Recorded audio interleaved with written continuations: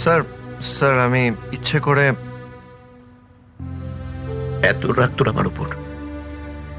এর থেকে তো নিজে আমায় ধাক্কা দিয়ে ফেলে দিলে পারতিস। এ কিচ্ছু মনে করতাম না। লোক লাগিয়ে অপমান করার তো কোনো দরকার ছিল না। স্যার আমার কথা। আমি আমার মেয়ের সঙ্গে কথা বলছি।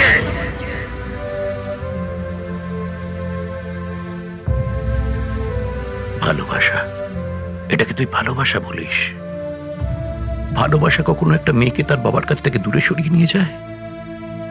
আগে প্রত্যেক সকালবেলা তুই আমায় এক কাপ চা করে নিয়ে এসে বলতিস গুড মর্নিং বাবা। রাত্রিবেলা আমি তোর গায়ে চাদরটা টেনে দিয়ে বলতাম গুড নাইট রে মা। কতদিন হয়ে গেল সেসব বন্ধ হয়ে গেছে। তুই একটু মিস করিস না?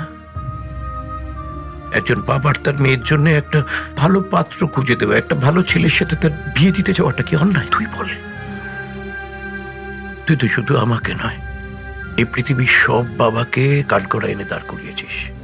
আজ থেকে আর কোনো বাবা তার ছোট্ট মেয়েটার হাত দু হাতে ধরে বলতে পারবে না যে তোর জন্য একটা সুখের দুনিয়া বানিয়ে তুলছি রে মা। সেখানে তুই বড় হয়ে থাকবে, তোর জন্য বানাচ্ছি এটা।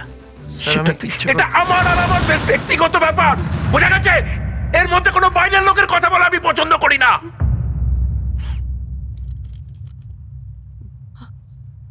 তুই ওকে এখান থেকে চলে যেতে বল।